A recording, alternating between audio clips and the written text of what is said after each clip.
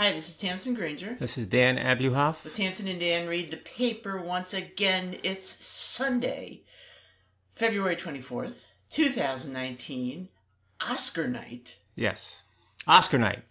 Oscar night. But, you know, I'm not up for it. I'm not up for it either. All right, so we don't even have to talk about it, right? Well, we have to make trenchant observations. That's the business we're in. Well, Dixon wants you to pick the winner. I'll pick the winner at the end of the broadcast. But at the end of the broadcast? You got to keep your audience some way. You're a tough guy, Dan. Yeah, but here's the thing, okay? To me, I'm less interested. I don't think the movie's very good this year. Right. And, you know, let me tell you why, okay? Well, first tell me what the movies are. Okay. So the movies nominated for Best Picture are Bohemian Rhapsody, Black Panther, The Favorite, Black Klansman, Roma, A Star is Born, Vice, and Green Book. Okay? Now, okay, we saw a lot of those, and not that they were terrible, but a superior picture? No, we didn't see every one, but even so. Let me just give you point of comparison. Black Panther was a lot of fun. Black Panther was a lot of fun, but it's a Marvel movie. You know? So it's not a real movie? No. To me, it's the second or third best picture in that group. It's not art. Well, that's true, too. But look, let me just, without getting too deeply into it, I'm going to give you the nominees last year, okay? And tell you what I mean, all right? In terms of this being a superior group. Last year, the nominees were Call Me By Your Name, Darkest Hour, that's the Churchill movie, Dunkirk, Lady Bird, Phantom Thread, Get Out, The Post, 3 Billboards in Ebbing, Minnesota, and The Shape of Water. Boy. You could argue, and I'm not going to have that argument with you now, that every single one of those movies is better than every single one of the nominees here. Yeah, I think you could argue that. And that's stunning. All right. Something tells me you have a theory. No, well, you know, why this is. It's all economics, right? Always is. But look, I don't know. I can't put my finger on it, and maybe one year versus another is not that scientific. It's a little anecdotal. But look, the economics are changing. We were talking about that earlier. You were talking about an article that you read about how much more money is being put into streaming services. And I think you even said something about movies being used to promote streaming services? Yeah, that's the way the Wall Street Journal says that the bigger companies are Disney and what is it, Warner Brothers? I don't know, but Disney is a good example. But anyway, are beginning to see the release in theaters as largely promotion for the streaming aspect. Of what they're producing. So that's kind of interesting because, of course, for years they were poo-pooing the streaming aspect as something you eventually get to. Right. Well, you see it now. Of course, Roma is a streaming movie. It's not really a movie. But you also see it in that Disney is pulling this stuff out of Netflix, so it promotes its own streaming business. It's consistent with what you're saying. Yeah, and supposedly it's their top priority, developing that. Right, that's where the money is. Yeah. So maybe you're not going to see the top great movies every year. And, you know, it's funny. I was looking, there's an obituary this week. Stanley Donen died. And Stanley Donen was a director, died at the age of 94, okay? You don't know the name Stanley Donen, possibly. Maybe you do, maybe you don't. I don't know. I totally don't. Okay. Let me just give you a list of movies that he directed. Just a few, okay? Royal Wedding with Fred Astaire. Singing in the Rain, the seminal musical with Gene Kelly, right? 7 Brides for 7 Brothers, Sadie's favorite movie of all time. Funny Face, with Audrey Hepburn and Fred Astaire. Damn Yankees, of course, the musical, but also some non-musicals, namely Charade, if you recall that movie, with Cary Grant. Bedazzled, Two for the Road with Audrey Hepburn and Albert Finney. A lot of great movies. 1 or 2 of them he co-directed with Gene Kelly, but a lot of them he directed by himself. These are top movies. Stanley Donen, no Academy Awards, never nominated for an Academy Award. Okay. All right? So what does that tell you? It tells you how rich the movies were in that environment. I mean, Singing in the Rain. He directed Singing in the Rain. He doesn't get nominated for directing Singing in the Rain. It's 1952, right? It's now considered the best movie musical of all time, maybe one of the top 10 pictures of all time. Wins, is only nominated for one Academy Award, Best Supporting Actress, and doesn't win it. It is not nominated for Best Picture. Best Picture that year is American Paris. All right? Another movie musical. But my point is, there's a lot of movies. There are a lot of great movies. In past years, a lot more competition, even for the Academy Awards. These movies don't measure up. But here's the thing that I don't understand. I mean, that is not necessarily a reason for lesser quality. Even though you have more, even if the distribution is going to change in favor of streaming as opposed to people going to the theater to see it, why would that mean that the product itself is lesser? The ABC Murders, which we streamed, which is pronounce it for me, Hercules Poirot. There you go. Agatha Christie. I love when you say it again. No, I like when you I'm say not it. Say it again. Hercules Poirot, right? There you go. So it's from an Agatha Christie story. Right. And starring John Malkovich, all right? A beautifully produced series. And I'll get back to the details in a second. 3 parts. 3 parts. Yeah. But I mean, beautifully produced. It wasn't great, but it was very good. We thought it was worth seeing. We enjoyed it. We binged. We saw all 3 episodes. All 3 episodes at the same time. In one night. And of course, John Malkovich is John Malkovich. And John Malkovich is great.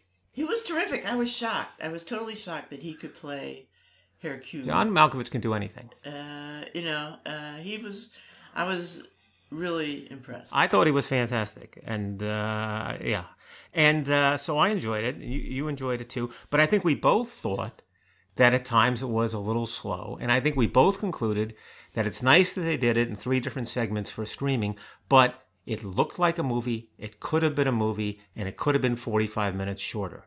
In other words, they made a decision. It was 3 hours long. It didn't need to be 3 hours long. It should have been a movie. Right. And so, but other aspects of it were that it was pretty bloody. Yes, it was. It was...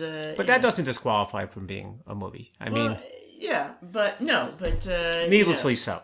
Needlessly so. So, yeah, I think that's a fair criticism. A little bit of gratuitous violence there. It was. Maybe to counteract the warm and fuzzy aspect of it being an Agatha Christie novel. Maybe. And look, what made it interesting, frankly, was he made it interesting. Malkovich made it interesting because Poirot was interesting. He was part of the plot in a way he often is not. He wasn't just solving the murder. It was his backstory.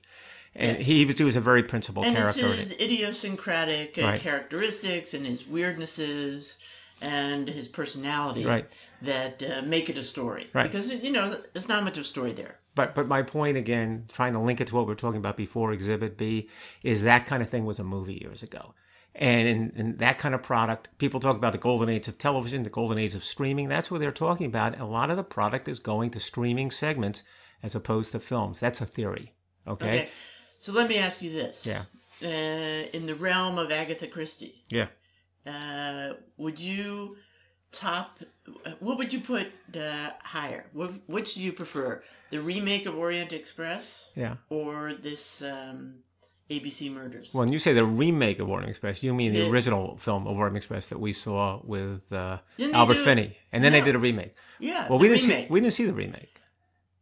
With Kenneth Branagh. Oh, we didn't? No. And I read so much about it, I thought I saw it. And it wasn't supposed to be good. Yeah. But I think it's a fair question to ask whether we like the original Murder on the Orient Express with Albert Finney, because that was a fun movie. And that was with Sean Connery and Vanessa Redgrave. I think that they were comparable. They were comparable. They were both a lot of fun. They were different. This was a little more serious, I thought. But that was a beautifully produced film also. And that was a great cast. So Wendy Hiller was in that. Yes, yeah. Yeah, all right. I remember that. Yeah, all right. So in any event, so the point is, first of all, we do recommend the ABC Murders. And even though it gets mediocre reviews. Well, not from us. That's what matters. Not from us. Not from us. We found it enjoyable. And we're a tough... We did have to look away occasionally. Yes, we're tough graders. And we liked it. But also, it shows why movies are a little bit different now. Look, we don't have the answer yet, but you can't... It's hard to ignore what's going on. So, something's going on. How's that? All right, so Don Newcombe passed away this week. And you, of course, are going to say, Don Newcombe, who's that? And Don Newcombe was a pitcher for the Brooklyn Dodgers. And here's the way I would cut through it, all right? Everyone knows the Jackie Robinson story. 1947, he came up, broke the color line. But the story really was this. The Dodgers brought up 3 players in 3 successive years, and that's what really broke the color line. Robinson in 47, Roy Campanella in 1948, and Don Newcombe in 1949. All right? They were all great players. Mm-hmm. You know everything there is to know about Jackie Robinson. Roy Campanella was a better player than Jackie Robinson. Roy Campanella... Catcher. Oh, you do know that. Very good. Well, you forget. I went to business school with his son. Oh, I do forget that. So, okay. At a certain point, many years ago, yeah, I brushed up on my okay. Roy Campanella was a fantastic player, won the MVP award 3 times, which is remarkable. And, of course, had that terrible auto accident at the age of 37 that left him a paraplegic, although he ended his career. His career was probably heading toward an end anyway at that age, and then he lived to be like 70. Robinson actually died in his 50s. But the third is Don Newcombe, and Don Newcombe just passed away, and he lived to be 92. And Don Newcombe was as good as the other 2, in some ways better. Don Newcombe was a pitcher, and he was the Rookie of the Year when he came up in 1949. He missed 2 years because he was in the service. He was such an important part of the Dodgers that the manager of the Dodgers at that time, I think it was Charlie Dressen, said he was bemoaning the fact that Newcombe was gone. Someone told him, well, Willie Mays is going to be in the service too, the Giant star. He said, I'd rather have Newcombe, let him have Mays. Really? Yeah. And Newcombe came back, and in 1956, Newcombe not only won the Cy Young Award, he was the MVP in the league. At that time, he was the first person ever to have those 3 awards, Rookie of the Year, MVP. And Cy Young. And Cy Young. He was fantastic. So why is he not in the Hall of Fame? Why do we not know his name? And the answer is because Don Newcombe was an alcoholic. And his career was cut short. Now, he's an admitted alcoholic. There's no speculation here. And he grew up in a household in which his father was giving him a beer when he was 8 years old. That was part of the deal. And after every game, all the teams were sponsored by these beer sponsors, and they would have a bucket of beer by Newcombe's locker after every game. He'd pound about 6 beers. He'd take a case home, and then it became hard liquor. And the Dodgers sort of gave up on him in the late 50s, and he was out of baseball in a year or 2. The story is, and you get stories, but the story is that he sold his World Series ring and some very expensive watch because he couldn't make ends meet at a certain point. And then I guess at the age of 40, I guess it was his second wife, sort of one day he went down to the door, and his wife was there at the door with their 2 kids, and she said, we're leaving if you don't get sober. And he went into a program, and he got sober.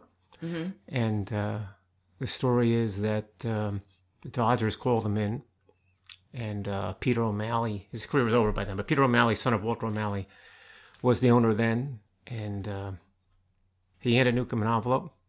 Mm-hmm. Newcombe opens it up, World Series ring, and the watch. Wow. But he's not a household name. No, and they said that you baseball guys, right? And then the story is that Newcombe sort of wept for 30 minutes, and he worked for the Dodgers the rest of his life. And even now, he's been sort of a mentor to the Dodger pitchers, even at the age of 92, if you can believe that. But that's what they say. Mm-hmm. So that's his story. It's sort of an interesting story, and it's a fair story. Okay. So you had, you had these 2 interesting subjects that maybe they're like they're not. Topics. Yes, all right. Go ahead. Let's get to the hard one first. Yeah. And that is, this is kind of interesting. There's an article in the education section, the special section of the New York Times this weekend, talking about increased enrollment and interest in single-sex colleges and historically black colleges and universities. So that's interesting to me, partly because I went to a girls' high school. Right. And I pretty much always envisioned going to a women's college. Well, you made that... I was just comfortable You didn't with do that right. You made a mistake. And then under pressure from my family and the powers that were at school, I applied to Princeton. Yes. An all-boys school. Yes. And they had just decided to go co-ed. Yeah. And I went for an interview at Princeton. And I remember that interview very clearly because I got into a big argument with the interviewer. Because he started out by saying, we've just gone co-ed. There's no real reason. Interesting that you're going to a girls' school, but there's no reason for single-sex institutions anymore. And I said, I beg to differ. Oh, and I got into this huge argument with him. And I said, the beauty of being in an all-girls school is you get to be yourself. The girls are the leaders. The girls are, the smart ones. The girls are the successful ones. The girls are the athletes. They get to play all those different roles without being worried about any, other sexual tension or connotations or, being shut out by conventional gender roles. So I always really appreciated that. There's a real sense of, I thought, freedom to be at an all-girls school. And so anyway, if you read this article, that's what the women are saying today. Yeah. About going to a women's college. I can see that. I can't really speak about going to a black college, obviously. But that's interesting to me. And interesting some of the reasons they state for why they think interest is increasing. Yeah. In some cases, it's just the quality of the school. There are... intimations of people are concerned about the climate, the political climate now. You feel safer in perhaps a black school or a women's school, etc. But all of these institutions are going through changes because of the economic environment, because of the intellectual environment, because of the information environment, and how people learn. This is going to be, I think, a continued transformation. I think you should just consider. We're not going to resolve this now. You might have gotten the best of both worlds. I mean, the idea of being by going to a girls' high school and then a boys' college, right? Well, you got to meet the right kind of boy. But my point is that you got both experiences, and I think there's an argument that the points that you make about women's only group may even resonate more in high school than in college, when you're really developing a personality and finding yourself. That's interesting. I think that's really possible. Yeah. So, and I can tell you from meeting you as a freshman in Princeton, you were pretty assertive. I don't think you suffered from that. So, but the question is was that just innate in my personality, or did Holton Arms help that? Yes, it was. But that's the thing. I mean, even in high school, it's not that men stood up for women or men opened doors for women. Girls opened doors for other girls. Girls stood up out of respect, not out of a gender role. And you learn just certain behaviors without considering gender. Yeah. Look, I don't know. It's hard to break it down, unpack it. I will say, since I did meet you when you were a freshman in college, I had never met another girl like you before. How's that? Or after. Somehow I don't doubt that. Yeah, speaking of meeting people that are not like any other people in the world, a writer and editor, Diana Athill, passed away this past week at the age of 101. Oh, man, She was a British writer and editor and unique with a capital U. And in fact, she was writing almost to the very end. In fact, a lot of her more popular works had to do with old age and had to do with things like sex in your old age. And yes, she was very open about enjoying life, enjoying sex and sexuality, in a frank way that was a little bit unusual, both when she was young and as she grew older as well. There was she had a very interesting life and a full life, even though she never married, never had children. But she fell in love at an early age, got the functional equivalent of a Dear John letter from her soldier fiance, and never was inclined to consider marriage again, really. I mean, she had a lot of interesting relationships, including one with a man who ends up committing suicide in her apartment. Yeah, okay. One with a man with whom she lives with for 40 years, but only has a physical relationship for about 10 years, and actually at a certain point invites his new lover to live with both of them. Has a relationship, an intense relationship with a Black Panther, whose subsequent girlfriend is is murdered by other Black Panthers. All right. So she's really had an interesting life. But she was made decisions that were unorthodox, geared to maximize joy, minimize obligation. She wasn't afraid to enjoy life. She wasn't a workaholic, and she said she was not ashamed of valuing her private life more highly than her work. I'm going to guess, which was to her mind what everybody should do. She must have gone to a girls' school. That's what I'm going to suggest. I don't think she went to school. She was raised by like nannies in that British upper crust way. She would have fit right in at Holton. She writes in her memoirs about torturing the nannies in various ways. Anyway, an interesting essay and tribute to her by Lena Dunham, who's the writer of Girls, and other things, and kind of confronting the idea of what kind of life you should live for yourself, and in this case, how you do that when you're not married, not having children, in a kind of unique and joyful way for a long, long time. So that's Diana Athill. A lot of interesting... Yeah, there's been a lot of stuff. I'd never heard of her, and I've run about 3 articles. Including her memoir, Somewhere Towards the End, published when she was 91.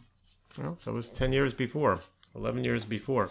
All right, so that is interesting. So we have, talk about reading the paper in the op-ed section of the journal. Apropos of nothing, they have a story by a woman named Paula Cohen, who's an English professor at Drexel, about... Dean. Yes, a Dean. I don't know. She's a big shot. She's a big shot at Drexel. In Philadelphia. She decides to teach Arthur Miller, and she makes the point that Arthur Miller's plays were basically a sensation in the early 50s, but by the 60s were considered somewhat dated. And, it depends on the play. But I certainly have... You're raising your hand saying that you think they're dated. I think they're dated. Okay, well... Let me give you the experience that she had when she taught them to her class. She understood that people think they're dated. I love Death of a Salesman. You don't like Death of a Salesman? We've had this discussion. Don't like it. I hate it. You didn't see the right production. You got to see the right production. But in any event, let me get to her experience. So she's teaching a class in English, and she goes through the various plays, and we're not going to go through all of them. But the play that resonates the most or gets the most interesting reaction from the students is The Price, which happens to be a play that we saw on Broadway a year or two ago. And The Price is a story about, it's a warehouse of furniture. A guy comes to buy the furniture. Furniture was put together by the patriarch of the family who recently passed away. He was some kind of dealer. And the story is that the patriarch who passed away had 2 sons. And they're both there now looking at the furniture, deciding what to do with the estate, if you will. And one is named Walter, and one is named Victor. Victor is a guy who was the dutiful son, who paid attention to his father throughout his lifetime, who helped with the business, and never developed much of a career on his own, but always stuck around to... And it wasn't much of a business. and it wasn't much of a business. So you could argue that he didn't have the most fantastic life, or maybe did, or maybe didn't. But in fact, he didn't have a great career.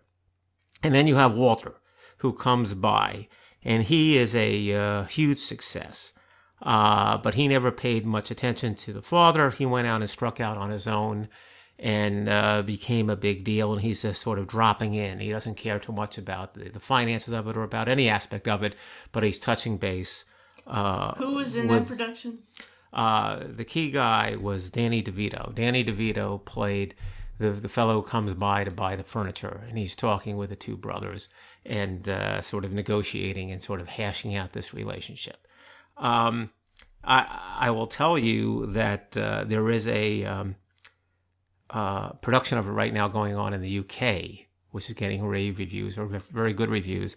And by total coincidence, the Danny DeVito part, which is sort of an old Jewish guy negotiating for furniture, is played by David Suchet, who is... Oh, really? Hercules Poirot for the PBS. How do you like that? Who it turns out is descended from European Jews and doesn't have much trouble playing that kind of a part, even though you think of him as being from Brussels. Well, it wasn't such a reach for Danny DeVito. Well, that's true. He did a good job. And he's Italian. Yeah, that's right. So he's an actor. You're right. And certainly Suchet is that too. So in any event, but getting back to Ms. Cohen's class, so what happens is when she has the students read the play, she asks the kids in the class, who thinks that Walter's right and who thinks that Victor's right. And it goes about 50%, 50-50. And but it's more than that. Doesn't she ask them who identifies with Walter, right, and who identifies with Victor? Yes, that's what I'm getting at. And then they have to support. Then they have to support it. So the kids who are supporting Victor, including prominently, say, 2 Asian American students, are saying, well, the Asian American students she quotes explain that devotion to parents is central to their culture, and they think that's the most important thing. That's what's paramount, and they think that Victor's the one who's worth being admired. The Walters, in contrast, and I'm reading from the article now, were skeptical of the motives behind self-sacrifice. Several of them confessed having gone against parental wishes to pursue their college careers. They were intolerant of abstract notions of loyalty and saw Victor's sacrifice as a cover for a failure of nerve. And so they have this debate. They don't come to any real conclusion. According to Ms. Cohen, the great thing about it is they each come out of it with a sense of the other side's position, even though they still may feel the way they felt at the beginning. But she says it's a wonderful experience. They read the whole thing as a cautionary tale, but it teaches them a certain openness to other points of view. And as she concludes, this strikes me as a rationale for studying the humanities. Reading works like Miller's provide a temporary opportunity to escape the blinders of self-interest. Great literature places us at a remove, letting us to appreciate the Victors, the Walters, and seeing ourselves in both. And it's a small example. It's at one classroom, but you can see that. And that, look, if nothing else, Arthur Miller was a great moralist. And he would provoke that sort of discussion. I can see that entirely. But again, it's back to that idea that it's by looking at these other time periods, places, works of art, right, and that context, that we begin to understand ourselves better. Sure. That's no small thing. Right. Even Arthur Miller, who's not your favorite. Going back to sports, but briefly, the Islanders, it's more about economics than sports. So here's the deal with the Islanders. They're doing better than expected. Looks like they might make the playoffs. But what's really weird is this. They have 2 different homes, okay? They had trouble with their home in the Nassau Coliseum in Uniondale. They moved to Brooklyn, Barclays. They had trouble there. It's not really good for hockey. They're betwixt and between. They're building a new facility. What are they doing now? They're splitting it. They're playing sometime at the Barclays Center. They have 40 home games. 40 home games. 20 at Barclays in Brooklyn, 20 in Uniondale. Mm-hmm. Okay? And they tend to sell out in Uniondale, but it's smaller. They get 70% attendance in Barclays, but they have the luxury boxes in Barclays. So they get a little bit of each economically. On balance, it doesn't work out great. They have the lowest attendance in the NHL because they bollocksed up the whole thing. It seems like it's a disaster. But what they've learned surprisingly, is not as bad as they thought because they have two different fan bases. And why is that? Because there are people with cars and people who don't have cars. And the people in cars go to Uniondale and they tailgate. And it's a big thing for them. They want to tailgate. They want to get there. They want to drive. They don't want to get on mass transit. And in Brooklyn, people come from Manhattan and come from other parts of Brooklyn. And it's a whole different group. And they're drawing a whole different group. So I'm asking, how come this is not a model for somebody else? Is it impossible as a professional team to draw from two different cities? Can you be... And there have been something like this. Wouldn't the cities have to be close together? Yeah, reasonably close together. But you could be the, the Buffalo, Albany, blankety blanks. You can be the, I'm just making this up, but how come the Detroit, Toronto, blankety blanks? I mean, you can put together for a city that's not big. Are you saying two cities, or are you saying like a city venue and a suburban venue? Maybe close enough, but two places that you can draw from, because more and more it's not the live crowd that counts. It's who's following you on media, who's following you in terms of television. It doesn't make any difference if you get 70% or 80% or whatever. It's something. It helps. But if you can develop a fan base that's following you in two different places, you don't have to be in the big city with the high prices and the high real estate values, and you can develop a presence elsewhere that's a broader group that you're drawing from. You can represent the whole state of Nebraska for all I know. I don't know. It seems to me people ought to think about this. All right, we'll work on that, Daniel. It seems to me you need a little bit of work. All right. I did hear on the news that there was a good hockey game between the Flyers and the Penguins last night. Right. And the Flyers won in overtime. Yeah. So I'm happy about that because we're near Philadelphia. My mother comes from Pittsburgh, so she was less happy about that. Right. But the shocking news is that we are fans of Gritty. Sadie introduced us to the mascot Gritty, and apparently Gritty caused quite a scandal by running around without his pants on. Really? Yes. During the game? At the game? During the game, yes. So shocking to see all that orange fur on view. But, that's a scandal, Tamsen. So, different teams are doing different things to try to acquire an audience. Several cities will sign on for that. I can see that. Also, speaking of taking your pants off, there was a article in the vows section of the New York Times. They call it the vows section. That's where they talk about weddings. Yeah. I myself think of it as the meat sheet. Right. But anyway, there was a big article about nudist weddings. And I'm looking at the pictures now, trying to get a grip. Yeah. Well, it's a bad picture. Pictures are not allowed at most nudist weddings. I don't know how they got away with this. Yeah. But the bride is actually wearing a little something, something. Yeah. I'm not sure exactly why. But anyway, big discussion about various nudist locales, nudist...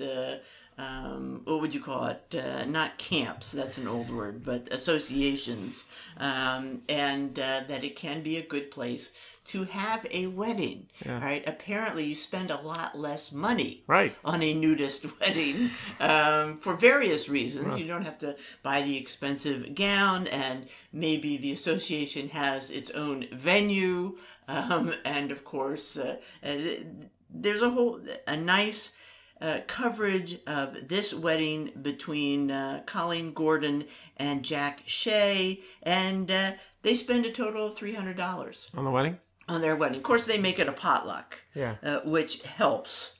But it's interesting. You have to be a little bit careful about who you invite and letting them know it's a clothing option. Yeah, the attendants seem to be nude. I think. And of course, you have to find vendors. Right. That are comfortable with the clothing optional. But, the economics of it are very appealing. Indeed compelling. Yes. And a lot of weddings in our future. Yeah. I'd like to embrace an inexpensive wedding, but in this case I'm saying don't get any clever ideas, kids. Clothing is not optional for the Abuhoff weddings. Certainly not for the parents. Yeah. What matters. All right. The interesting piece in the journal about Robert Caro. who is the biographer, of course, of LBJ. Before that, Robert Moses, The Power Broker, was a big book. It's in a literally a big book. Yes. He writes. Okay, so his deal is he's an historian. He writes these long tomes. They're delivered every 3 or 4 years. He won every award under the sun, and he's in the middle of a multi-volume treatment for LBJ. So this is Robert Caro? Right. And his fans are awaiting the what would probably be the last volume in the series to cover LBJ's career, including the Vietnam War. So they're sitting there waiting for him to write this book and release it. And after some years, he did release a book last week, and it's not that book. Instead, it's a book about his method, how he goes about and gathers the historical facts that he needs to do the thorough treatments that he thinks are meaningful. Is it a long book? It is a long book, but the thing that's disturbing his fans Nobody wants to read about his method. Well, I think they'll read about his. Well, you got it. That look, here's the deal. He's 83 years old. Yeah. And his fans are openly concerned that he's not going to live long enough to finish the LBJ series. And they are vocal about it. They want to know how it comes out? Right. Because they could go to Wikipedia. I don't know. They wanted his treatment of it. They need to see that thorough treatment. And so they have been quite vocal saying, what are you doing? What are you doing? Because, the math is not working in your favor. You got to finish this. We want to see the finished product, which is a little bit insensitive if you ask me. But in any event, that's what they're saying. And he's hearing it and he's saying, I get it. I understand the issue. I thought the last book I just put out, the one about my method, was important too. That's just me. But in fact, I'm working on the LBJ. I'll do it as best I can. So get on it, buddy. Well, there you go. It's what else is he doing? It's on the front page. He's got some time now. He just wrote the work done. He pissed away the last 3 years on this other book, so they're up in arms. Shocking behavior. Yeah, as in Charles Dickens, right?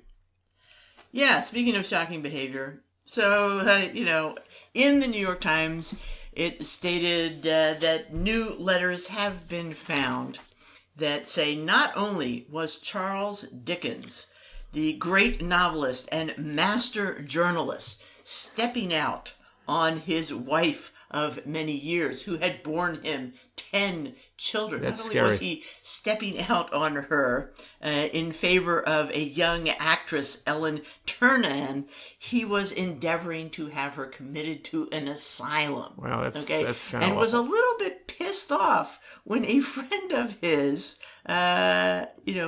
Dr. Tuke actually neglects to be helpful in making this happen. And Dickens calls him a variety of names. Interestingly, Dickens knew he was kind of a complex person, okay? So that looking towards his legacy and how people would look at him in the future, he burned pretty much all of his is that right? letters and notes, etc. Okay. Let this be a lesson. I mean, you can't even do that anymore, right? Because everything we write is out on the internet. Right. So you can't hide. But that was the way people used to solve that problem, to just get rid of any paper trail. Well, I didn't get rid of everything because he's got this. And actually, one professor from the University of York says, reading the material, these new letters that have been found, written, between other people, not Dickens, it was quite difficult, to be honest.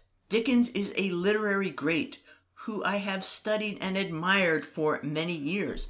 But some of the letters have made for very uncomfortable reading. All right. Well, okay. And finally, one more obituary. A fellow named Theodore Rubin, who was a psychiatrist, and a psychiatrist who wrote fiction besides, based, we like to think loosely, on the actual experience of his patients. And famously wrote a novel called Lisa and David, which became a movie in 1962 called David and Lisa, which was extremely well known, about two sort of emotionally troubled young people, a man and a woman. And strangely, that became a big sensation. That was a very big movie at the time. It starred Keir Dullea, who became famous in 2001, later on as the astronaut. and it was a really big deal. But the reason I wanted to note his obituary is he's interviewed on a variety of subjects here for that shows up in the obit. And his last observation, I think, is kind of interesting because he was kind of a common sense psychiatrist. And here's the quote. He said, "The problem for folks is not that there are problems. The problem is expecting otherwise and thinking that having problems is a problem." True. Yeah, that might be right. Sounds like good advice. Yeah. So that's Ted Rubin. Better way to look at 95, life. Yes. All right, so that's what we've got. Enjoy the Oscars, which is later tonight. Oh, I have to pick the winner. Right, Dixon wants you to pick the winner. All right, so look, you can't pick the favorite. It looks like Rome is going to win, but I'm going to pick Green Book. And we'll see. But I can't pick the obvious choice. And a lot of people will be unhappy if it's Green Book. I doubt that it would be Green Book. Look, there's been a lot of blowback on. All right. Odds are for Roma, but I have a funny feeling about Green Book. Okay. All right. So there you go. All right. You heard it here first. This is Tamsen Granger and Dan Abuhoff with Tamsen and Dan Read the Paper. See you next week. Thanks.